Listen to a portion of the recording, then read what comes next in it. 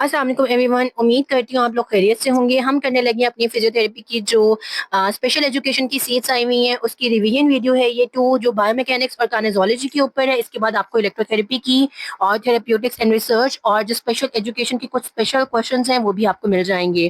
तो ये second video हमारी। तो हम स्टार्ट कर लेते हैं अपनी आज की वीडियो। एक्सप्लेनेशंस हम कम करेंगे, हम डायरेक्ट जो है एक रैपिड फायर की फॉर्म में जाएंगे।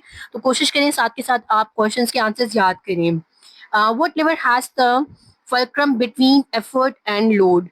मतलब कौन सा लेवर होता है, ये फर्स्ट टाइप है, सेकंड टाइप है, थर्ड टाइप है, जिसमें फल्क्रम जो है बीच में होता है एफर्ट और लोड के। करेक्ट आंसर है फर्स्ट क्लास लेवर जो होता है उसमें बीच में फल्क्रम पाया जाता है एफर्ट के और साथ में लोड के। Question number 2, what lever has the load between fulcrum and effort? कौन सा लेवर है जिसमें लोड बीच में होता है फल्क्रम एंड एफर्ट के? करेक्ट आंसर आपके पास सेकंड क्लास लेवर। फर्स्ट में आपके पास फल्क्रम बीच में है, सेकंड में आपके पास लोड बीच में है, एफ एल। और लास्ट में आप क्वेश्चन है, थर्ड क्वेश्चन है, what lever has the effort between fulcrum and load? ये आपका मतलब कि लास्ट फल्क्रम टाइप है। तो डेफिनेटली आपको आंसर गेस करने में आसानी होगी। इट्स द थर्ड क्लास लेवर, यानी कि फर्स्ट में आपने, मैं निमोनिक बना देती हूँ, आप एफ एल ई से याद कर लीजिएगा के फर्स्ट में जो है फल्क्रम बीच में है, सेकंड में लोड बीच में है और थर्ड में आपके पास एफर्ट जो है वो बीच में है। एफ एल ई से फ्ली से याद कर लें आप इसको। Question number 4, which liver always has a mechanical advantage more than one? Correct answer आपके पास सेकंड लिवर में mechanical advantage more than one होता है। अच्छा, और यहाँ पे मैं एक और चीज ऐड कर दूं कि अगर क्वेश्चन आए कि आपकी बॉडी में सबसे ज्यादा कॉमन लिवर टाइप कौन सी है, तो वो आपका थर्ड क्लास लिवर है, वो सबसे कॉमन टाइप है। Question number 5, Newton's law of inertia. ये न्यूटन्स का कौन सा लॉ है, यानी कि फर्स्ट है, सेकंड है, थर्ड है? ये आपका फर्स्ट लॉ है कि लॉ ऑफ इनर्शिया जो आता है। न्यूटन सेकंड लॉ फॉर्मूला क्या है? ये हम हमेशा से पढ़ते आ रहे हैं, F is equal to M A, that is force is equal to mass multiply by acceleration. Newton's third law, action and reaction has equal and opposite reaction. ये ग्राउंड रिएक्शन फोर्स से रिलेटेड है। फॉर्मूला टॉर्क का क्या है? That is torque is equal to force multiply by moment arm. Definition of moment arm क्या है? Perpendicular distance from axis to line of action. ये याद रखनी है, perpendicular distance from axis to line of action moment arm कहलाती है। Location क्या होती है ह्यूमन सेंटर ऑफ ग्रेविटी की? दिस इज वेरी इंपॉर्टेंट और ये आपके पास पेपर का है। Interior to S two vertebra, कहीं पे आपको खाली एस टू वर्टिब्रा भी दिख सकता है, लेकिन अगर और स्पेसिफिक हो तो anterior to S two vertebra आपने याद रखना है कि आपका ह्यूमन का सेंटर ऑफ ग्रेविटी है। What is the base of support? Correct answer है area between contact points with the ground. ये आपने याद रखनी है, डेफिनेशन आई हुई है कि बेस ऑफ सपोर्ट क्या है? Area between contact points with the ground जो होता है वो क्या कहलाता है? Base of support. Question number 12, a quantity with magnitude and direction is called what? Is called vector. ये आपने याद रखनी है कि उसका मैग्नीट्यूड भी है, क्वांटिटी जो है जिसका मैग्नीट्यूड और डायरेक्शन दोनों होगा, उस चीज को, उस क्वांटिटी को हम क्या कहते हैं? वेक्टर कहते हैं। Question number 13, a quantity with magnitude only. ऐसी चीज जिसका सिर्फ मैग्नीट्यूड है वो स्केलर होती है। Study of joint surface movements, it is arthrokinematics. जो सरफेस जॉइंट है उसकी स्टडी को, उसके मूवमेंट्स की स्टडी को हम, आर्थो का मतलब होता है जॉइंट और काइन का मतलब होता है movements related, kinematics. Study of bone movement in space is called osteokinematics. Convex moving on stable concave, अगर आपका स्टेबल कनकेव है यानी फिक्स्ड कनकेव है, कन्वेक्स पार्ट मूव कर रहा है, तो ये क्या है? That is roll and slide in opposite direction. और ये सिंपल सा कन्वेक्स रूल है आपका, और इसमें हमेशा कन्वेक्स रूल के अंदर ऑपोजिट डायरेक्शंस आती हैं। इसमें जो मेन चीज है वो आपने याद रखनी है, रोलिंग होगी, स्लाइडिंग होगी, या जो भी जॉइंट प्ले की मूवमेंट होगी वो ऑपोजिट डायरेक्शन में होगी कन्वेक्स के अंदर। Concave moving on stable convex, यानी कि कनकेव रूल है, तो इसके अंदर सेम डायरेक्शन होगी, roll and slide in the same direction. ये सेम डायरेक्शन आपने याद रखनी है कनकेव के लिए, और आपके कन्वेक्स के लिए ऑपोजिट डायरेक्शन है। Question number 18, joint position of maximum stability. जहां पे ऐसी पोजीशन जॉइंट की जहां पे मैक्सिमम स्टेबिलिटी होती है वो क्लोज्ड पैक पोजीशन कहलाती है। Position where joint structure are most lax, यानी कि बहुत ज्यादा लूज होते हैं, रिलैक्स होते हैं, या बहुत जिसमें स्पेस कह लें वो होती है, वो पोजीशन क्या कहलाती है? It is called loose pack position. Stress strain curve, अच्छा ये अब कर्व के अंदर पूछा जा रहा है कि स्ट्रेस स्ट्रेन कर्व जो बनती है उसके अंदर region with no permanent change क्या कहलाता है? It is called elastic region, जिसके अंदर कोई परमानेंट चेंज नहीं आता। Stress strain curve region with permanent change, अब परमानेंट चेंज आ गया उस एरिया में, वो रीजन क्या कहलाता है? That is called plastic region. Transition point between elastic and plastic, वो क्या कहलाता है? It is called yield point. ये आपने याद रखना है, यील्ड पॉइंट की डेफिनेशन पास्ट पेपर्स में आई हुई है कि ट्रांजिशन पॉइंट होता है इलास्टिक एंड प्लास्टिक के बीच में। Progressive deformation under constant load, यानी कि प्रोग्रेसिवली एक चीज डिफॉर्म कर रही है कांस्टेंट लोड के अंदर, वो क्या कहलाएगी? It's called creep. ये आपने याद रखना है ये वर्ड भी कि क्रीप कहलाता है। Decrease in stress over time at constant length, it is called stress relaxation. Energy loss during loading unloading cycle, it is called hysteresis. ये याद रखनी है, एनर्जी जो आपकी जाती है लोडिंग एंड अनलोडिंग साइकिल के दौरान, उसको हम हिस्टैरिसीस कहते हैं। Question number 26, measure of material stiffness. Material stiffness को हम कैसे मेजर करते हैं? It's measure in Young's modulus, ये भी आपने याद रखना है। Question number 27, force that pulls tissue apart, वो फोर्स जो टिश्यू को दूर खींचती है उसे क्या कहते हैं? It's called tensile force.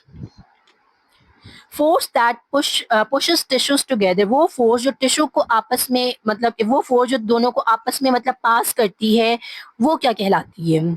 It's called compressive force. Force acting parallel to the surface, वो क्या कहलाती है? It's called shear force. Resistance between surface in motion, that's called friction. Question number 31, ये सब आपके बायोमैकेनिक्स के क्वेश्चंस हैं, कहीं ना कहीं पास्ट पेपर्स में आए हुए हैं आपके। Combined effect on all forces acting on a body, सारे कंबाइंड इफेक्ट जो फोर्सेस के आ रहे होते हैं जो बॉडी पे एक्ट करते हैं वो क्या कहलाते हैं? It's called resultant force. Point where ground force acts, वो पॉइंट जहां से ग्राउंड रिएक्शन फोर्स एक्ट करती है, it's called centre of pressure.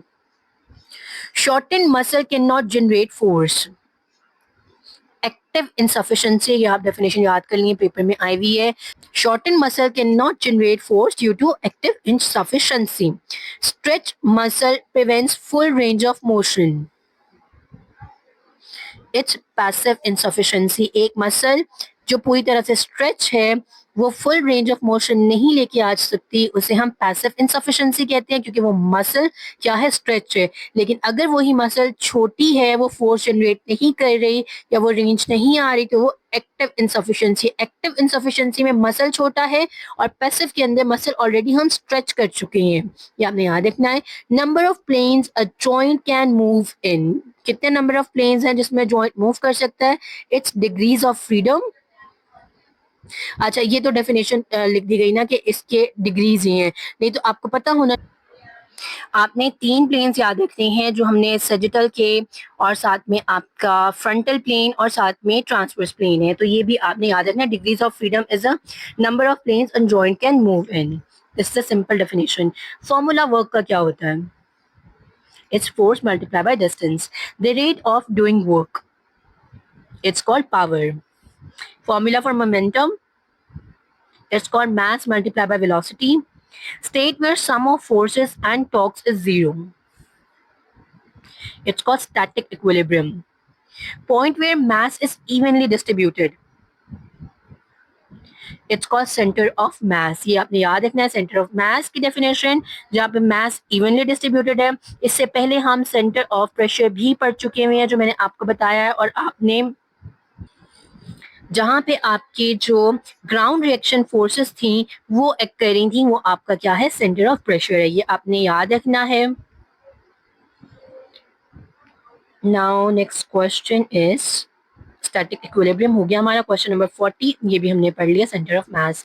To equal opposite forces causing rotation वो क्या कहलाती हैं? That is called force couple. ये आपने याद रखना है. टू इक्वल और ऑपोजिट फोर्सेस जो रोटेशन कॉज करवाती हैं वो फोर्स कपल होती हैं. Resistance to changes in rotation, it's moment of inertia. ये भी याद रखना है आपने. Contact force perpendicular to surfaces, it's called normal force. ये आपने याद करना है. नॉर्मल फोर्स की भी डेफिनेशन आई हुई है पास पेपर में. Contact force perpendicular to surfaces. Force distributed over an area, it's called pressure.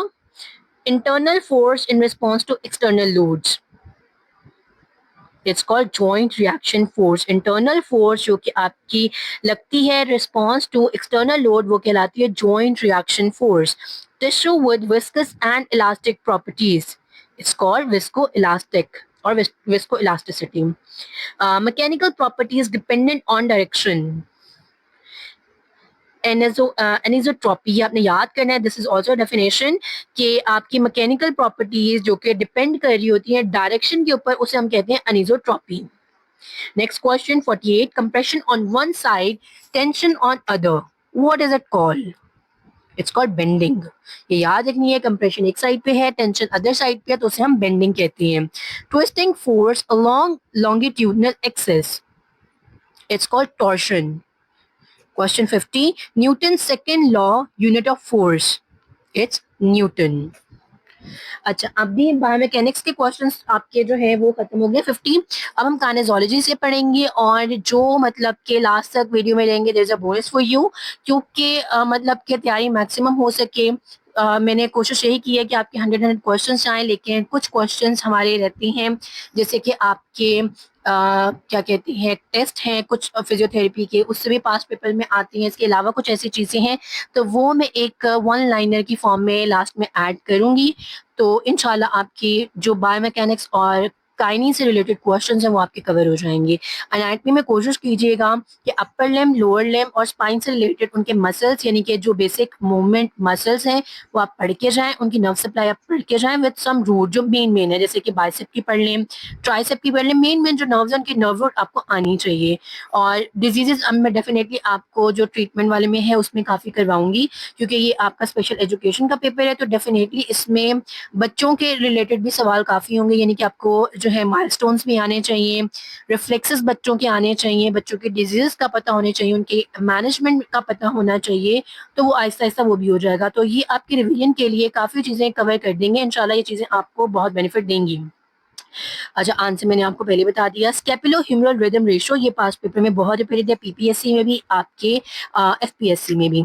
स्केपुलो humoral rhythm ratio कितनी होती है? वो होती है 2:1, यानी कि आपका स्केपुला जो है वो 2 रेशो पे मूव करता है और साथ में आपका जो ह्यूमरस है वो 1 रेशो पर मूव करता है. तो याद रखना 2:1 की है. Terminal knee rotation to lock extension, it's screw home mechanism. ये हमने लास्ट उसमें भी पढ़ा था कि उसमें भी आया हुआ था आपके लास्ट वीडियो में, एनाटमी के वीडियो में मैंने आपको इसका स्क्रू होम मैकेनिज्म भी बताया था कि जब आपकी लॉकिंग अनलॉकिंग का फिनोमिना है उसे स्क्रू होम मैकेनिज्म भी कहते हैं. Normal Q angle man versus women कितना होता है? दोनों में थोड़ा सा डिफरेंस होता है, लेकिन होता है, मैंने पिछली अपनी काफी वीडियोस में आपको बताया हुआ है. 13 डिग्रीज मेन में, 18 डिग्रीज वुमेन में. यानी कि अगर आप करना चाहें 13 से 15 जो होगा, यानी कि अगर आपको रेंज आती है 10 से 15 की तो वो मर्दों की है, और आपको रेंज आती है 15 से 20 तो वो औरतों की. तो रेंज भी आप याद कर सकते हैं. एग्जैक्ट आती है 13 डिग्री तो वो मेन की है, 18 डिग्री वुमेन की है, लेकिन अमूमन आपसे रेंज में ही पूछा जाएगा. तो 10 से 15 मेन और 15 से 20 women. Muscle weakness in Trendelenburg gait, ये भी लास्ट पेपर में, लास्ट वीडियो में मैंने आपको बताया. It's gluteus medius. Question number 55. Plantar fascia tightening via toe extension.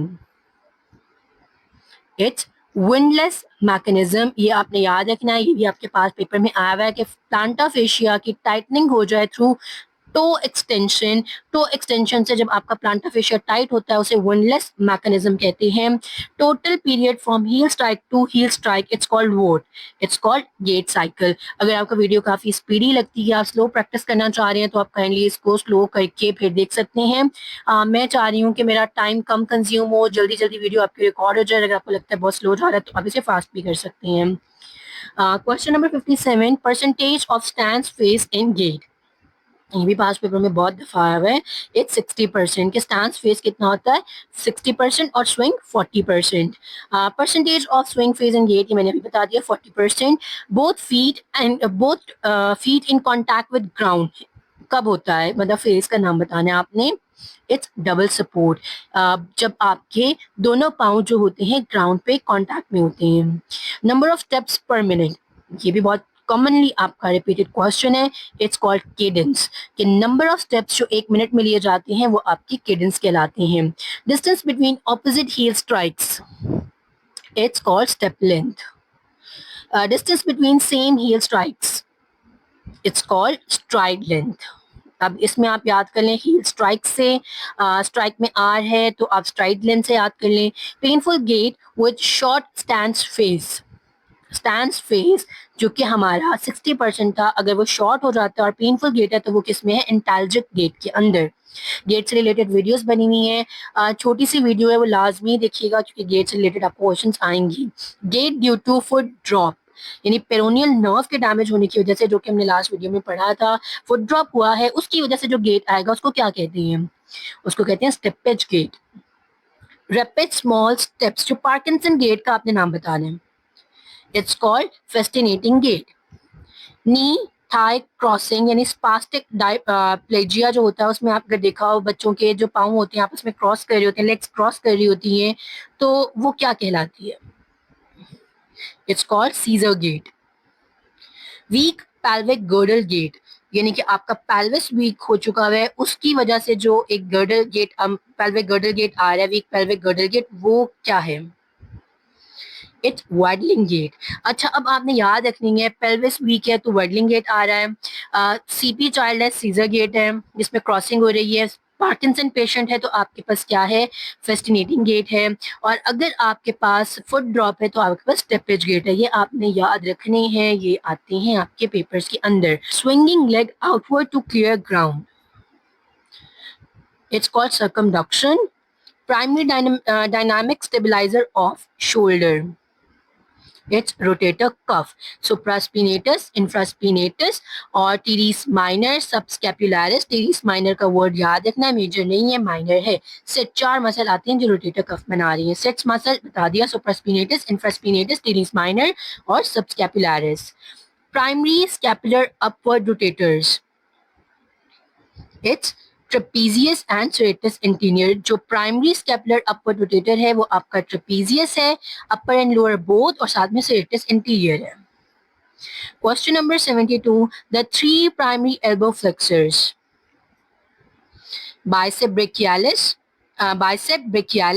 And brachioradialis. Radial nerve injury deficit,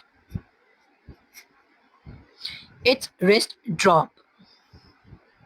median nerve injury deficit, ये आपके repeat हो रहे हैं। एप हैंड, अच्छा मीडियन नर्व आपकी कार्पल टनल सिंड्रोम में भी है और आपके एप हैंड में भी है। जो क्लॉ हैंड है उसमें एल है तो उसमें अल्नर नर्व है। Ulnar nerve injury deficit claw hand. Compression between clavicle and first rib, that's called thoracic outlet syndrome. Pelvic tilt causing increased lordosis, it's called interior pelvic tilt। ये भी याद रखना है, pelvic tilt जिसकी वजह से lordosis increase कर जाती है उसे हम इंटीरियर pelvic tilt कहते हैं। pelvic tilt causing flat back, it's called posterior pelvic tilt. Inward curve of lumbar spine, it's called lumbar lordosis. Outward curve of thoracic spine, it's called thoracic kyphosis. Upper cervical extension plus lower flexion, it's called cervical protraction. याद रखनी है, upper cervical extension है, lower पे flexion है, तो इसे हम कहते हैं cervical protraction. Primary hip flexor muscle, ये बहुत बार आ गया, iliopsoas muscle. Primary hip extensor muscle कौन सा है आपका, ग्लूटियस मैक्सिमस। और एबडक्शन जो करा रहा है वो मीडियस करा रहा है, इसी वजह से उसकी ट्रेंडलन-बर्ग साइन भी आया था। Primary knee extensor muscle group, it's called quadriceps femoris. Primary knee flexor muscle group, it's hamstrings. अच्छा यहाँ पे भी ना अगर ग्रुप की बात की जाएगी ना तो क्वाड्रिसेप्स का आपने वर्ड लाजमी याद रखना है और यहाँ हैमस्ट्रिंग्स का। प्राइमरी एंकल प्लांटर फ्लेक्सर से भी बात की हुई है. Gastrocnemius soleus, primary ankle dorsi flexor, tibialis interior. Moving sole of foot inward, इसे हम इन्वर्जन कहते हैं. Moving sole of foot outward, इसे एवर्जन कहते हैं. Muscle that assist patellar tracking, it's called VMO. Vastus medialis oblique, ये assist करता है पटेलर ट्रैकिंग को. कोऑर्डिनेटेड स्पाइन या pelvis movement, it's lumbopelvic rhythm. Main deep cervical stabilizers, it's longus colli and longus capitis. The two primary core stabilizers, it's transversus abdominis and multifidus. Common term for genu valgum, ये नी की condition है, it's called knock knees. It's genu valgum, it's called knock knees. Common term for genu varum, it's called bow legs. जो वैरम है उसमें bow legs है, जो वल्गम है उसमें knock knees है. Knee hyper extension term, it's called genu recurvatum. Normal lateral forearm deviation angle, it's carrying angle 5 to 15 degrees. Distal segment is free to move, it's called open kinematic chain. Distal segment is fixed or stationary, it's called closed kinematic chain or movements. Concentric force versus velocity relation, its force decreases as velocity increases. ये याद रखना है, concentric force versus velocity का relation पूछा जाए तो उसके अंदर force decrease होती है जैसे velocity increase होती है. अच्छा, कुछ और क्वेश्चंस हैं, ये 20-22 सवाल ये हैं, फिर मैं वन लाइनर क्वेश्चंस की तरफ आपको लेकर जा रही हूँ. कोशिश करूंगी कि इसमें आपके पास पेपर्स के भी क्वेश्चंस कवर हो जाए, बेसिक डेफिनेशंस भी कवर करा दिए, अगर कोई बिल्कुल न्यू हो उसको डेफिनेशंस भी क्लियर करा दिए, आपका इससे इंशाल्लाह पेपर हो जाएगा. अच्छा, ये मैंने अभी बता दिया आपको क्योंकि ये पास पेपर्स के क्वेश्चन है जो मैंने अभी लिखे हैं 20-22, ये तो वहीं से लिए गए, ये कंप्लीट फाइल हो रही थी तो ये भी बीच में रह गई. Which muscle is primary agonist for hip flexion, agonist जो होता है प्राइम मूवर ही होता है, ये इलियोसॉस मसल है.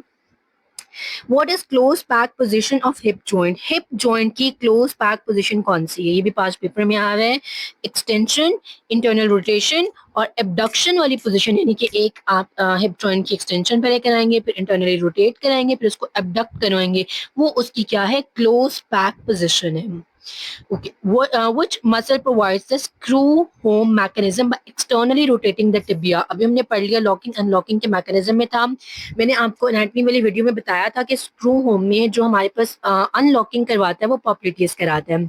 अब यहाँ पे आपने एक वर्ड देखना है, जो आपकी अनलॉकिंग होती है वो इंटरनली रोटेटिंग उसमें आती है, आपकी टिबिया इंटरनली रोटेट करती है. यहाँ पे जो लफ्ज लिखा है एक्सटर्नली रोटेट, जब टिबिया होती है तो क्या होता है, इसका मतलब तब जॉइंट लॉक होता है. अनलॉकिंग पॉप्लिटियस कराती है, तो लॉक कौन सी मसल कराती है? वो कराती है आपकी बाइसेप फेमोरिस करवाती है. During active knee extension, which direction does the patella glide? अब knee extension में हमें पता है quads काम कर रहे हैं, जब quads खींचेंगे तो क्या होगा? patella आपका superior चला जाएगा.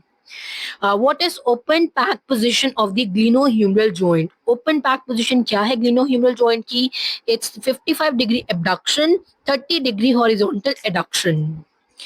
Which phase, ये आपने रट लेना, ये पास पेपर के ही क्वेश्चन है जो मैंने अभी ये लिखे हुए हैं. Which phase of gait requires maximum amount of knee flexion? कौन सा फेज होता है गेट साइकिल का जहाँ पे मैक्सिमम नी फ्लेक्शन आती है? It's initial swing phase. अच्छा, यहाँ 60 इनिशियल स्विंग फेज में, यानी इनिशियल 60% जो 60 डिग्री आपके या 60% तक आएगा वो इसमें आ रहा होगा, यानी 60 डिग्री तक आ जाता है maximum knee flexion during initial phase. What is the primary action of tibialis posterior? It's the inversion and plantar flexion. Which muscle is primary stabilizer of medial longitudinal arc? अगर आपने लास्ट मतलब slide अच्छे से पढ़ी है तो आपको पता है ये आपका tibialis posterior ही है. Question number 9. The inconius muscle primarily assist in which movement? Elbow के साथ होती है, ये उसकी extension कराती है. What is the normal range for a shoulder internal rotation? It's 70 to 90 degree. Which muscle is stronger internal rotator of the shoulder? It's subscapularis. In lurching gait, the trunk leans posteriorly to compensate for weakness in which muscle, किस muscle की weakness होती है जिसकी वजह से आपका trunk posteriorly लीन कर जाता है और ये लर्चिंग गेट में होता है. इट्स ग्लूटियस मैक्सिमस, इसकी वीकनेस होती है. What movement occurs at the atlantoaxial joint? यहाँ पे जो मूवमेंट होती है वो रोटेशन होती है, इसके अलावा मूवमेंट्स नहीं होती. हेड की रोटेशन होती है आपकी C1 C2 पे. Which liver system is most common human movement? आपको मैंने बता दिया, it's third class liver. How is torque mathematically defined? Torque is equal to force multiplied by moment arm, हमने भी पढ़ा, या perpendicular distance. State second Newton's second law of motion. Its force is equal to ma. What is stress in tissue mechanics? It is the force applied per unit area. What is strain in tissue mechanics? It's the relative change in length or shape. Define visco elasticity हमने पढ़ा कि जहाँ जिसके पास material जिसके अंदर fluid की भी और सॉलिड की भी प्रॉपर्टीज हों. Which type of muscle contraction generates the most force? It's the eccentric contraction. Which muscle is strongest internal rotator of the shoulder? It's the subscapularis.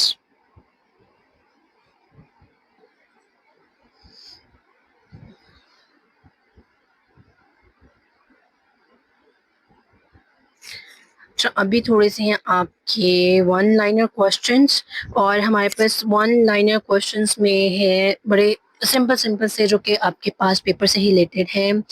ये मैंने अपनी पिछली वीडियोस में ना काफ़ी एक्सप्लेन किया हुआ है और ये आपने भी याद करना है.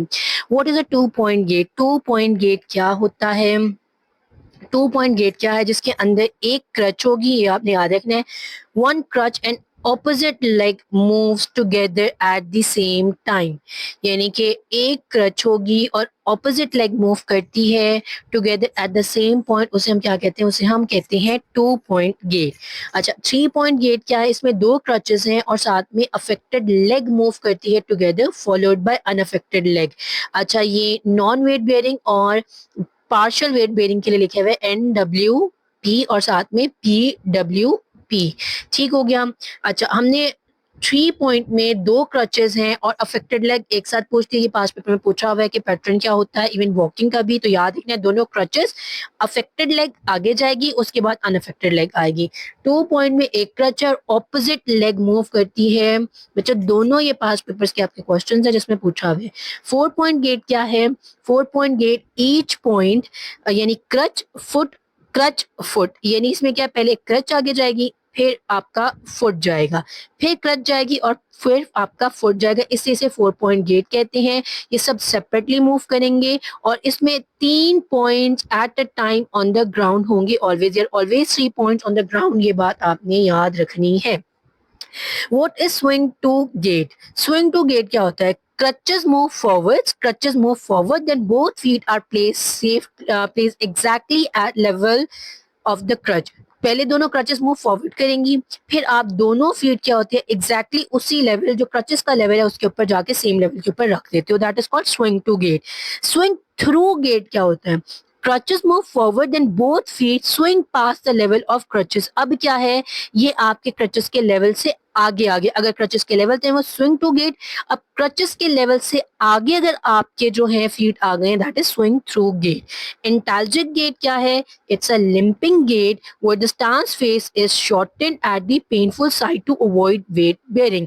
कि आपका स्टांस फेज इसमें थोड़ा कर दिया जाता है ताकि आप पेनफुल गेट अवॉइड कर सकें, यानी पेन जो आपका पाँव नीचे रखने से, वेट बेयर करने से पेन आ रहा है, वो आप अवॉइड कर सकें. उसे हम इंटैल्जिक गेट कहते हैं. इसमें आपका स्टांस फेज शॉर्टेंड हो जाता है. ट्रेंडलेनबर्ग गेट क्या है? पेल्विस ड्रॉप करता है. ग्लूटियस मीडियस की वीकनेस है, आपको आपका हिप एबडक्टर है जिसकी वजह से पेल्विस एक साइड का ड्रॉप कर जाता है, और pelvis drops on the side of swinging leg due to weak hip abductors. ये भी याद रखना है, कहाँ पे पेल्विस ड्रॉप किया है? Drops on the side of swinging leg. अच्छा, what is the steppage gait? Steppage gait क्या होता है? High lifting of knee and foot drop usually due to common peroneal nerve injury. Common peroneal nerve की injury हो चुकी हुई है, नी की हाई लिफ्टिंग होती है और फुट एकदम से नीचे ड्रॉप करता है, उसे हम कहते हैं स्टेपेज गेट. फेस्टिनेटिंग गेट क्या है? Small shuffling steps that get faster and faster, characteristic of Parkinson's disease. छोटे शफलिंग स्टेप्स होते हैं कि आहिस्ता आहिस्ता स्पीड उनकी इंक्रीज करती है, उसे हम पार्किंसंस कहते हैं। पार्किंसंस डिजीज में होते हैं, उसे हम फेस्टिनेटिंग गेट कहते हैं। वेडलिंग गेट क्या है, ये भी हमने पढ़ा, एग्जैजरेटेड लैटरल ट्रंक, जो कि प्रेगनेंसी या मस्कुलर डिस्ट्रॉफी में देखने को मिल सकता है। ठीक हो गया। अच्छा, उसके बाद हमारे पास नेक्स्ट जो कुछ स्पेशल टेस्ट है, आप ये गेट से रिलेटेड आपने याद करना है। एम्प्टी कैन टेस्ट में हम किसके लिए करते हैं, सुप्रास्पिनेटस टेंडिनाइटिस या टीयर के लिए। सुप्रास्पिनेटस के लिए एम्प्टी कैन टेस्ट है। नियर टेस्ट किसके लिए है, शोल्डर इम्पिंजमेंट सिंड्रोम के लिए। हॉकिंस कैनेडी टेस्ट आपका, ये भी शोल्डर इम्पिंजमेंट करता है आपका। हॉकिंस भी पास पेपर में आया हुआ है, नियर भी आया हुआ है और एम्प्टी कैन भी आया हुआ है। उसके बाद स्पीड टेस्ट है, ये बाइसिपिटल टेंडिनाइटिस को चेक करता है। एप्रीहेंशन टेस्ट जो है वो आपका इंटीरियर शोल्डर की इंस्टेबिलिटी या डिस्लोकेशन को टेस्ट करता है। Drop arm test, test for a full thickness rotator cuff tear, अगर full thickness rotator cuff tear है उसके लिए आप ड्रॉप आर्म टेस्ट करें। Test for lateral epicondylitis Cozen's test, medial epicondylitis के लिए golfer's elbow test. Finkelstein test, test for de Quervain tenosynovitis के लिए। Phalen's test carpal tunnel syndrome को चेक करता है। टिनल साइन जो होता है, परकशन ओवर मीडियन नर्व की जाती है, ये भी कार्पल टनल का, ये दोनों कार्पल टनल के हैं। फ्रॉमेन साइन क्या है, ये अल्नर नर्व की पाल्सी चेक करता है। ये तकरीबन सारे ही आपके पास पेपर में आए हुए हैं, आप इसे याद करें कि सुप्रास्पिनेटस आपके एम्प्टी कैन के लिए है, शोल्डर इम्पिंजमेंट के लिए नियर और हॉकिंस कैनेडी टेस्ट है, बाइसिपिटल टेंडिनाइटिस के लिए स्पीड टेस्ट है, और आपके शोल्डर की इंस्टेबिलिटी इंटीरियर की चेक करनी है तो एप्रीहेंशन है, रोटेटर कफ का टियर फुल थिकनेस में चेक करना है तो ड्रॉप आर्म है, आपके टेनिस एल्बो के लिए कूजन आर्म, आपके मीडियल एपिकंडलाइटिस के लिए आपके गोल्फर्स एल्बो टेस्ट है। फिंकरस्टीन टेस्ट आपका डिक्वेवेंटिनोसाइनोवाइटिस के लिए। फेलन और टेलन जो है आपका, फेलेंस टेस्ट और टिनल साइन जो है आपका मीडियन नर्व के लिए। फ्रॉमेन आपका अल्नर नर्व के लिए है, ये आपने याद रखना है। अच्छा, उसके बाद हमारे पास है कुछ और स्पेशल टेस्ट हिप, नी और एंकल के। अच्छा, सबसे पहले थॉमस टेस्ट। थॉमस टेस्ट जो है वो आपके हिप के फ्लेक्शन कॉन्ट्रैक्शन, इलियोसॉस की टाइटनेस या हिप फ्लेक्शन के कॉन्ट्रैक्चर्स को टेस्ट करने के लिए हम थॉमस टेस्ट करते हैं। ट्रेंडलेनबर्ग टेस्ट, हमें पता लग गया ग्लूटियस, क्योंकि उसका साइन ही ट्रेंडलेनबर्ग गेट भी तबार है तो ग्लूटियस मीडियस को ही चेक करके देगा ये टेस्ट भी। अच्छा, ऊबर्स टेस्ट क्या चेक करता है, टेंसर फेशिया लाटा या फिर आईटी बैंड टाइटनेस, ये दोनों ऊबर्स टेस्ट में चेक होते हैं। TfL and IT band tightness, ये आपने याद रखना है, ये पास्ट पेपर में बहुत रिपीटेड है। पैट्रिक्स या फेबर्स टेस्ट क्या चेक करता है, सैक्रोइलियक जॉइंट इन्वॉल्वमेंट और हिप पैथोलॉजी को पैट्रिक्स या फेबर टेस्ट चेक करता है। उसके बाद लैकमैन टेस्ट क्या चेक करता है, most sensitive test for anterior cruciate ligament, ये भी बहुत रिपीटेड है कि लैकमैन, और ये भी आपने याद रखना है।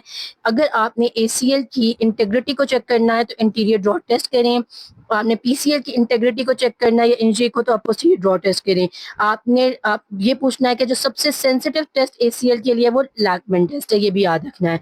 मैकमरी टेस्ट क्या है, ये एम से मैकमरी, एम से मिनिस्कल टीयर्स के लिए, मीडियल और लैटरल टीयर के लिए आप मिनिस्कल टीयर के लिए मैकमरी टेस्ट का इस्तेमाल करें। एप्लेस ग्राइंडिंग टेस्ट जो है ये डायग्नोस करता है मिनिस्कल इंजरीज को, यानी आप मैकमरी एप्ले को साथ याद कर सकते हैं।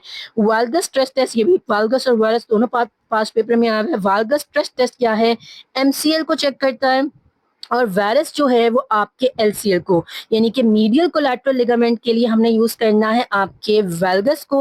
अब मीडियल के लिए आप इसमें को याद कर सकते हैं, वाल्गस और मीडियल से याद करें, वायरस और लैटरल याद करें, लैटरल वायरस, वायरस जो है वो लैटरल है, वाल्गस जो है वो आपका मीडियल कोलैटरल लिगामेंट है। क्लार्क साइन जो है वो चेक करता है पैटेलोफेमरल पेन सिंड्रोम को, और उसके बाद आपका थॉमसन टेस्ट चेक करता है एचलीस टेंडन के रैप्चर को। उसके बाद टेलर टेस्ट जो है वो आपका कैल्किनियो फिबुलर लिगामेंट स्टेबिलिटी को चेक करता है। इंटीरियर ड्रॉ टेस्ट आपका अच्छा ये याद रखना है, इंटीरियर ड्रॉ टेस्ट आपके एसीएल को भी चेक कर रहा है, इसके अलावा आप इसमें इंटीरियर टेलोफिबुलर जो आपके जॉइंट है उसको भी आप चेक कर सकते हैं। इंटीरियर टेलोफिबुलर लिगामेंट जो है हम इसमें वो भी चेक कर सकते हैं। क्यों में यहाँ वो आपको इंटीरियर ड्रॉ टेस्ट का एसीएल ऑप्शन देगा, एसीएल दे देगा, पीसीएल दे देगा, इस तरह के ऑप्शन देगा, वो आपको साथ में एटीएफएल नहीं देगा। लेकिन अगर वो एटीएफएल दे रहा है तो आपको एसीएल वाले ऑप्शन ही देगा, तो दोनों याद रख लें। इंटीरियर टेलोफिबुलर लिगामेंट के लिए भी इस्तेमाल किया जाता है। अच्छा, बाकी हम देखते हैं अपने क्वेश्चंस की, मैं आपको 100 क्वेश्चंस और प्रोवाइड कर रही हूँ। सेक्शन डी की हमारे पास है न्यूरोलॉजिकल स्पाइन की टेस्ट। अच्छा, आपने ये याद रखना है, स्ट्रेट लेग रेस टेस्ट जो है ये टेस्ट करता है लंबर डिस्क प्रोलैप्स और शियाटिक नर्व रूट की इरिटेशन को। एसएलआर टेस्ट जो होता है, स्लम्प टेस्ट क्या होता है, highly sensitive neural tension test है स्पाइनल कॉर्ड और नर्व रूट्स के लिए। स्पर्लिंग टेस्ट क्या है, सर्विकल रेडिकुलोपैथी को ये टेस्ट करता है, नर्व रूट की कंप्रेशन इन दी नेक। और उसके बाद आपके पास है शोहोबर्स टेस्ट, ये मेजर करता है रेंज ऑफ लंबर स्पाइन, जो range of motion of lumbar spine को, ये एंकलाइजिंग स्पॉन्डिलाइटिस के लिए भी इस्तेमाल किया जाता है। बेबिनेस्की साइन जो होता है पॉजिटिव टेस्ट होता है अपर मोटर न्यूरॉन लियन में, ये पास्ट पेपर में बहुत बार आया हुआ है कि अपर मोटर न्यूरॉन लियन में आपको बेबिनेस्की साइन मिलता है। उसके अलावा आपके पास है रोमबर्ग टेस्ट, ये आपके सेंसरी एटेक्सिया और बैलेंस यानी प्रोप्रियोसेप्शन के लिए इंपॉर्टेंट है। होमन साइन क्या है, a controversial test for deep vein thrombosis, आपने इतना याद रखना है, होमन साइन डीवीटी में मिलता है। अच्छा, उसके बाद हमारे पास है क्लिनिकल डेफिनेशंस और कुछ वैल्यूज हैं, ये देख लें आप। आपका नॉर्मल बीएमआई रेंज पूछा जाए 18.5 से 24.9 है, ये याद रखना। रेंज पूछ ली जाए तो 18 से 25 है ये। अच्छा, what is the resting heart, जो हार्ट रेट नॉर्मल रेस्टिंग है वो 60 to 100 बीट्स पर मिनट है। गोल्डन आवर क्या है, first hour after traumatic injury, कोई भी इंजरी हुई है, कोई ट्रोमैटिक इंजरी हुई है तो उसका जो पहला घंटा होता है वो गोल्डन आवर कहलाता है, क्योंकि उसके अंदर ट्रीटमेंट आपका काफी इफेक्टिव रहता है। आइसोटोनिक कॉन्ट्रैक्शन क्या है, muscle remains constant wide length. Isotone मतलब टोन सेम है, आइसो का मतलब होता है सेम, सेम लेंथ। तो क्या चेंज होगा इसमें आपकी सॉरी, आइसोटोन में टोन सेम होगी, मसल टेंशन रिमेन्स कांस्टेंट, तो लेंथ चेंज होगी। आइसोमेट्रिक मेट्रिक लेंथ से रिलेटेड है, तो इसका मतलब आपकी लेंथ सेम होगी। तो अगर लेंथ सेम होगी तो muscle tension increase but muscle length remain, यानी मसल टेंशन चेंज होगी आपकी लेकिन आपकी लेंथ सेम रहेगी। आइसोकाइनेटिक काइनेटिक मूवमेंट से है, यानी कि इसके अंदर वेलोसिटी से रिलेटेड है। Muscle contraction at a constant speed with variable resistance, यानी कि kinetic iso speed, iso same kinetic आपकी मूवमेंट यानी स्पीड से रिलेटेड। अब आइसोकाइनेटिक यानी कि स्पीड सेम, आइसोटोनिक मतलब सेम टोन, आइसोमेट्रिक मतलब सेम लेंथ, ये आपने याद रखना है इसके अंदर।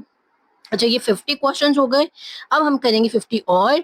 अच्छा, इसमें आपने जो है देखना है, थोड़े से गेट और थोड़े और हैं, ये सब पास पेपर से ही लिए गए हैं आपके क्वेश्चंस, इसे रिवाइज कर लें या थोड़ा देख लें तो आपके लिए अच्छा हो जाएगा। अब पेपर इतना इजी नहीं आता, मैंने शुरू में कुछ डेफिनेशंस रखी हैं क्योंकि बाजू का डेफिनेशन वाले क्वेश्चंस भी हम स्किप करते हैं, उससे पेपर में आता है। बैलेंस पेपर होगा, बहुत मुश्किल भी नहीं होगा, बहुत ईजी भी नहीं होगा। तो आप ये चीजें करते हैं तो इंशाल्लाह आपकी चीजें काफी मैनेज हो जाएंगी, काफी पेपर आपको आता होगा। Which gait pattern most closely mimics normal walking? कौन सा ऐसा गेट पैटर्न है जो कि हम मतलब क्रचेस या उससे कर रहे थे, वो आपके काफी मतलब नॉर्मल वॉकिंग से आता है। वो 2 पॉइंट गेट है क्योंकि उसके अंदर हमने एक ही क्रच का इस्तेमाल किया हुआ था, तो ये वाला है 2 point gate. In a 4 point gate, how many points of contact are on the ground at any given time? ये हमने तब भी पढ़ा करते कि 3 पॉइंट तो लाजमी आपके उसके ऊपर होता है, क्योंकि इसमें एक आपकी क्या कहते हैं लेग जा रही है, एक क्रच जाएगी, एक लेग जाएगी, एक फिर क्रच जाएगी, फिर लेग जाएगी, लेकिन 3 पॉइंट्स आपके ग्राउंड पे होते हैं। व्हाट इज, अगर आपने ये देखनी है तो मैंने पिछले वीडियो में ये पूरे 2 point gate, 3 point gate, 4 point gate बड़े डिटेल से समझाया हुआ है, तो आप वहां भी देख सकती हैं। What is the sequence for a 4 point gate?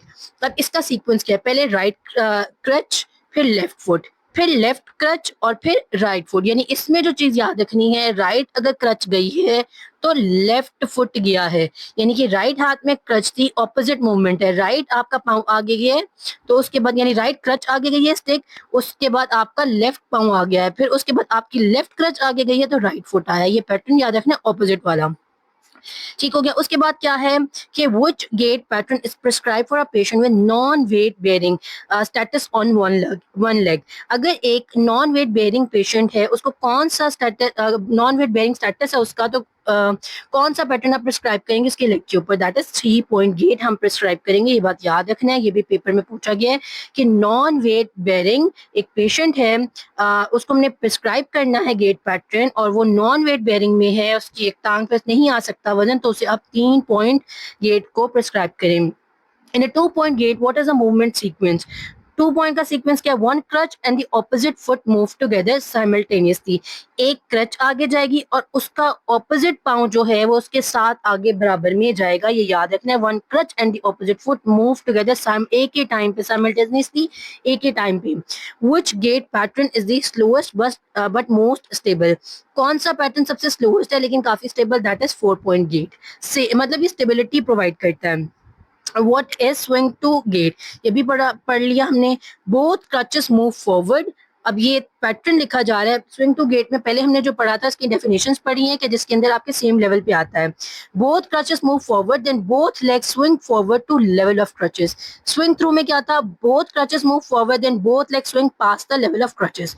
When climbing stairs with crutches which foot goes up first, ये भी पास पेपर में है आपके लास्ट एफपीएससी के एग्जाम में लाजमी था कि दी गुड यानी अनअफेक्टेड लेग जो होती है वो ऊपर पहले जाती है। पूछा हुआ है कि जब आप क्लाइम करेंगे क्रचेस के साथ तो सबसे पहले ऊपर जो है कौन सा फुट जाएगा, तो अनअफेक्टेड जाएगा। इसे आप इस तरह भी याद रख सकते हैं कि जो अच्छे लोग होते हैं, गुड लोग, वो हमेशा ऊपर पहले जाते हैं, तो इससे याद रख लें कि जो अनअफेक्टेड या गुड आपकी सही सलामत टांग होगी, पाँव होगा, वो पहले ऊपर जाएगा। When descending stairs, लेकिन आप जब नीचे आप उतर रहे हैं तो ऊपर चढ़ते वक्त था, अब कौन सा आपका पाँव पहले नीचे आएगा, तो बुरे लोग हमेशा पहले नीचे आती हैं, तो the crutches and the bad यानी अफेक्टेड लेग जो होगी वो नीचे आएगी। अच्छा, इसके अलावा हमारे पास क्वेश्चंस हैं। Where should the axillary pad of a crutch be positioned, ये याद रखिएगा कि आपने एक्सिलरी पैड जो होता है यानी कि जब आपने क्रच रखनी है, क्रच का एक्सिलरी पैड होता है वो आपने कहाँ पोजीशन करनी है, 2 to 3 finger with below the axilla to prevent crutch palsy, crutch palsy से बचने के लिए 2 से 3 उंगलियां, 2 से मतलब इसकी विड्थ जो होती है 2 से 3 उंगलियां नीचे करके आपने रखना है।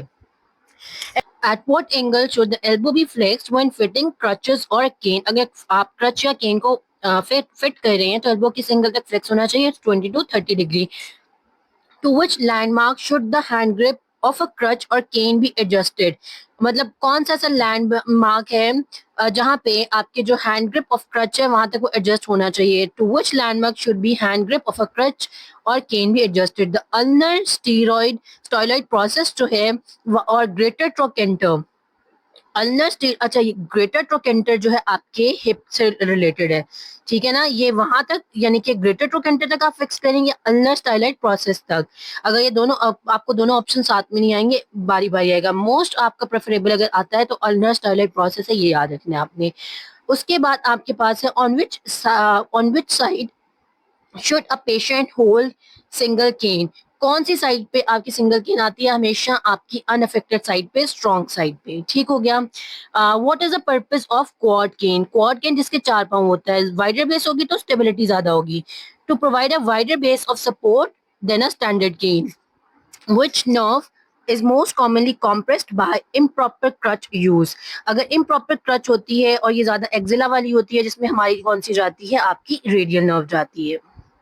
What is the primary indication for using hemi walker? Hemi walker अगर आपने इस्तेमाल करना है तो उसकी क्या प्राइमरी इंडिकेशन होती है, हेमीप्लेजिया होता है, उस कंडीशन में हम इस्तेमाल करते हैं हेमी वॉकर। मेरा standard walker is too difficult, जहाँ पे आप मतलब आम वॉक नहीं कर सकते, फिर आपको वहाँ पे हेमीप्लेजिक पेशेंट को वन साइडेड वीकनेस होती है तो हेमी वॉकर इस्तेमाल करवाना होता है। In a 3 point gate, which components move forward simultaneously? 3 point gate के अंदर कौन से components होते हैं जो कि forward simultaneously move करते हैं? Both crutches and the affected limb. ये आपका 3 point gate है, इसके अंदर दोनों crutches और affected limb एक साथ move करते हैं ground के ऊपर, फिर आपके अनअफेक्टेड आता है। अच्छा, उसके बाद what is the tripod position in crutch walking? Crutches placed 6 inches ahead and 6 inches to the side of each foot. Tripod position याद रखनी है आपने। Tripod position in crutch walking के अंदर क्रचेस 6 इंचेस आगे, 6 inches to the side of each foot ऐसे place किए जाते हैं। Which gait pattern requires the highest level of energy expenditure? सबसे ज्यादा किसमें आपकी एनर्जी एक्सपेंडिचर होती है, एनर्जी लगती है, it's swing through gait. When using a walker where should the patient step into the centre of walker frame, अगर आप वॉकर इस्तेमाल कर रहे हैं तो पेशेंट का स्टेप कहाँ पे होना चाहिए, into the centre of walker frame, not too far forward, ज्यादा आगे नहीं जाना चाहिए। नेक्स्ट क्वेश्चन अगर हम देखें, what is the step through gait, ये हमने पढ़ लिया। ये हमने इसकी डेफिनेशन पढ़ ली. The foot moves past the assistive device rather than just meeting it, यानी कि अपने ट्रेन क्रच से वो आगे की तरफ आ रहा था. ठीक हो गया. Which device provides a maximum stability among all portable assisted devices. सबसे ज्यादा जो है हमारे पास स्टेबिलिटी जितनी पोर्टेबल डिवाइसेस उसमें हमारे पास पैरेलल बार्स में होती है. Lofstrand crutch is also known as what. Lofstrand हम क्रच को और क्या कहते हैं, फोर आर्म क्रच भी कहते हैं लॉफ्ट स्ट्रैंड क्रच को. Who typically uses four arm crutches over axillary crutches. कौन ऐसे लोग हैं जो कि फोर आर्म क्रचेस इस्तेमाल करते हैं एक्सिलरी क्रचेस की बनिस्बत. That is patient requiring long term use, for example polio या सीपी के, उनको एक्सिलरी क्रचेस की बजाय हम फोर आर्म क्रचेस देती हैं. What is the risk of leaning on axillary bar. Axillary bar पे लीन होने का क्या एक रिस्क आता है. एक्सिलरी आर्टरी की कंप्रेशन हो सकती है और ब्रेकियल प्लेक्सस की इंजरी हो सकती है. अच्छा, यहाँ पे आपको जो है ब्रेकियल प्लेक्सस की इंजरी के हवाले से मैं दो चीजें और बता दूं. ये भी पास पेपर में पूछी जाती हैं. दैट इज, एक है आपकी क्लम्प्स इंजरी, ये PKES, और एक आपके पास है अर्ब्स पैल्सी. अगर आपके पास वेटर टिप डिफॉर्मिटी आती है तो वो आपकी अर्ब्स पैल्सी है. ये C5 और C6 नर्व रूट को डैमेज करती है, और क्लम्प्स आपकी करती है C8 से लेके T1 तक. ये नर्व रूट इंजरी है और ये है क्लॉ हैंड. ठीक है ना. क्लम्प्स में क्लॉ है और अर्ब्स में वेटर टिप डिफॉर्मिटी है. ये भी आपके पास पेपर में पूछा गया है, तो ये ब्रेकियल प्लेक्सस इंजरी में आता है. अच्छा, question number 27, what is the sequence for sitting down in chair with crutches. क्या सीक्वेंस होता है जब आपने क्रचेस के साथ बैठना होता है, यानी इसका क्या सीक्वेंस है. Move to the edge, hold both crutches on the affected side, कि आप एज पे हो जाएं, अफेक्टेड साइड के ऊपर दोनों क्रचेस रखें. Reach for the arm rest, जो आर्म रेस्ट है उसको पकड़ें और फिर बैठ जाएं. ठीक हो गया. क्रचेस दोनों अफेक्टेड साइड पे रहनी है. आपने जो आपकी अनअफेक्टेड साइड है उसका सहारा लेते हुए आर्म रेस्ट वगैरह देख के इसके ऊपर आराम से फिर बैठ जाना है. How far should a cane be placed from small toe during measurement.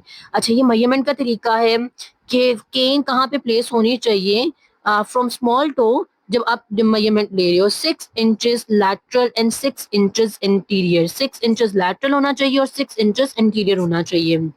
What is the partial weight bearing? ये क्या होता है. Usually 25 to 50% of the patients body weight को हम कहते हैं पार्शियल वेट बेयरिंग. पार्शियल में ज्यादातर 50 आता है, लेकिन आप 25 to 50 रेंज कर सकते हैं. Which gait is used when patient has bilateral lower extremity weakness and coordination? अगर बायलैटरल आपके पास यानी दोनों साइड पे लोअर एक्सट्रीमिटी की वीकनेस और कोऑर्डिनेशन का मसला है तो आप 4 पॉइंट या 2 पॉइंट वेट का इस्तेमाल करें. What is touch down weight bearing. It's only the toes touch the floor for balance, no weight is shifted. कि सिर्फ टोज टच करेंगे लेकिन आप जो वेट है वो शिफ्ट नहीं करेंगे. वे शुड. ये हमारे पास नेक्स्ट करते हैं हम अपना question number 32. When using a walker on stairs, is it recommended? अच्छा, आप क्या स्टेयर्स के ऊपर when using a walker on stairs, is it recommended? Generally no, it is unsafe unless it is a specific stair climbing walker. आप walker को stairs के ऊपर नहीं ले जा सकते. क्या वो रिकमेंडेड है पूछ रहा है, लेकिन नहीं है रिकमेंडेड. जनरली अनसेफ होता है, लेकिन अगर आपके पास स्टेयर क्लाइंबिंग वॉकर है तो आप इस्तेमाल करें उसको. What is the primary disadvantage of wheeled walker. Wheeled walker का क्या डिसएडवांटेज होता है. It can roll away from patient with the poor balance. जिस बंदे का बैलेंस नहीं है, कोऑर्डिनेशन नहीं है, वो उससे दूर हट जाएगा, इनसे संभालना मुश्किल हो जाएगा, स्टेबिलिटी कॉम्प्रोमाइज हो जाएगी. In a 3 point gait, if the patient is non weight bearing, how does the affected leg move. 3 point gait है, पेशेंट नॉन वेट बेयरिंग है, इस मतलब अफेक्टेड लेग किस तरीके से मूव करेगी. It is held of the ground while crutches move, यानी कि आपकी अफेक्टेड लेग जो है वो ग्राउंड पे नहीं आती जब आपके क्रचेस मूव करते हैं. यानी जिस पाँव पे इंजरी है वो ग्राउंड पे नहीं लगेगी जब आपके क्रचेस मूव करेंगी. What is the purpose of cuff on forearm crutch. Cuff का क्या मकसद होता है जब फोर आर्म क्रच पे होता है. It allows the patient to use their hands without dropping the crutch, ताकि वो अपने हाथ इस्तेमाल करें और क्रच भी नीचे नहीं गिरे. Which gait pattern is most natural for someone with prosthesis? 2 point gait उनके लिए ज्यादा अच्छा है जिनको प्रोस्थेसिस मतलब हुए हुए हैं. What is the gait cycle percentage of stance phase? It's 60%, और आपके swing phase की it's 40%. Which position is best for preventing hip flexion contractures in amputees? It's prone position. कौन सी position सबसे ज्यादा बेस्ट होती है ताकि आप hip flexion की contractures ना बनाएं amputees यानी जिनके कट चुके हुए हैं हाथ, अगर हम लोअर लिम्ब की बात करें डेफिनेटली लेग या फुट, तो उनमें आप प्रोन पोजीशन का इस्तेमाल करें। What is Fowler's position? Head of bed elevated 45 to 60 degree. अगर बेड एलिवेटेड है 45 टू 60 डिग्री तो वो आपकी फाउलर्स पोजीशन है। हाई फाउलर्स पोजीशन क्या है? Head of bed elevated to 90 degree, best for eating and breathing. Breathing के लिए, सांस लेने के लिए और खाने के लिए आपकी हाई फाउलर पोजीशन इस्तेमाल की जाती है। अच्छा, ये आपके 40 क्वेश्चन अभी एक मेरे ख्याल से रहते हैं 50 होने चाहिए। अच्छा, मेरे यहाँ से आपके 10 क्वेश्चन स्किप है, इंशाल्लाह इसको मैं आपके गेस्ट पेपर्स में ऐड कर दूंगी। तो ये जो आपके थे क्वेश्चंस बायोमैकेनिक्स और काइनेजोलॉजी के थे। नेक्स्ट जो मैं आपको वीडियो प्रोवाइड करूँ वो होगी इलेक्ट्रोथेरेपी की। अभी आप उसकी एक्सप्लेनेशंस जो है वो नहीं एक्सपेक्ट करें क्वेश्चंस की। अगर आपने एक्सप्लेनेशंस लेनी है तो मेरी पिछले वीडियोस में काफ़ी क्वेश्चंस की मैंने दी हुई है, आप वो देख सकते हैं। अब मैं कोशिश कर रही हूँ मैं रैपिड फायर की फॉर्म में मैक्सिमम क्वेश्चंस आपको रिवाइज करवा दूँ। आपको मैंने पहले भी बताया, फिर से बता रही हूँ, एफपीएससी का पेपर बहुत ईजी नहीं होता, एक बैलेंस्ड पेपर होता है। यानी कुछ क्वेश्चन बहुत ईजी होते हैं, यानी कि सिंपल से फॉर्मूला या डेफिनेशन पूछी होती हैं। कुछ क्वेश्चन बहुत ज़्यादा जो होते हैं मतलब कह लें कि कंफ्यूजिंग हो रहे होते हैं। बाजू का ऐसा भी होता है कि बहुत बड़ी स्टेटमेंट दी हुई है, आपको गेट के पूरे बताएं, पेशेंट है उसको फलां हुआ है, ये हुआ है, सब कुछ बताने के बाद नीचे एक बड़ी छोटी सी चीज लिखी होती है कि इसके अंदर मतलब के फ्लेक्शन में कौन सी मसल इन्वॉल्व थी। इस तरह भी स्टेटमेंट आ जाती है। तो टाइम मैनेज करना है, हमेशा देखना है पूछा क्या जा रहा है। लंबी स्टेटमेंट दी हुई है तो कोशिश करें कि पहले लास्ट देख लें क्वेश्चन में लिखा क्या हुआ है, क्योंकि बाज़-औक़ात आपको एफपीएससी में देखने को मिलेगा कि बहुत लंबी स्टेटमेंट होगी, एंड पे बड़ा सिंपल सा कुछ पूछा होगा। तो इस तरह की भी क्वेश्चंस लिखे हुए हैं। तो आपने टाइम वेस्ट नहीं करना, टाइम को प्रॉपरली मैनेज करना है। आपने घड़ी लेकर जानी है और देखना है, क्योंकि आपको नियर अबाउट जो होगा टाइम हर एमसीक्यू के लिए 1 मिनट ही मिल रहा होता है। तो आपने टाइम वेस्ट नहीं करना। 3 गो में हमेशा पेपर करते हैं। पहली गो में पेपर हमेशा वो क्वेश्चन सॉल्व किए जाते हैं जो कि आपको कंफर्म होता है 100% ही मुझे आते हैं, और इसमें टाइम वेस्ट नहीं करना होता कि एक क्वेश्चन की स्टेटमेंट नहीं पढ़नी होती कि 100 क्वेश्चन है तो 100 की पहले हम स्टेटमेंट पढ़ेंगे, फिर उसके बाद देखेंगे आता है कि नहीं आता। आपने सिर्फ एक हिंट लेना होता है कि मैंने पढ़ा हुआ है कि नहीं, आप जैसे आपको हिंट मिलता है तो देखें, वरना फौरी से स्किप कर जाए। इस तरीके से आप टाइम सेव करते हैं। पहले आधे घंटे में वो क्वेश्चन 100 फौरन से स्किम करेंगे, मुझे इतने आते हैं वो सॉल्व करें।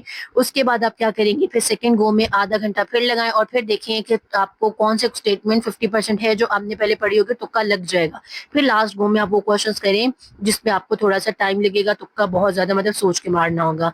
नहीं भी आता तो टाइम इस तरीके से आप फिर भी मैनेज करके उसको कर लेंगे। ये लाजमी देखना है नेगेटिव मार्किंग है कि नहीं है, क्योंकि नेगेटिव मार्किंग से आपको काफ़ी ज़्यादा आपके मार्क्स पे असर होता है। तो आप इसे रिवाइज करें, इंशाल्लाह आपकी चीज़ें हो जाएंगी। नेक्स्ट वीडियो में आपको इलेक्ट्रोथेरेपी की दूंगी, फिर मैं आपको थेरेप्यूटिक्स एक्सरसाइज और रिसर्च की दूंगी, फिर स्पेशल एजुकेशन और modes of services of special education आपको प्रोवाइड की जाएगी वीडियो, और फिर इंशाल्लाह मैं कुछ गेस्ट पेपर्स दूंगी। मुझे पता है थोड़ी सी वीडियो लेट हो रही है, लेकिन मैं पूरी कोशिश कर रही हूँ कि मैं सारी चीज़ें आपको संडे तक प्रोवाइड कर दूँ। तो स्टे ट्यून्ड एंड अल्लाह हाफिज़ एंड बेस्ट ऑफ लक।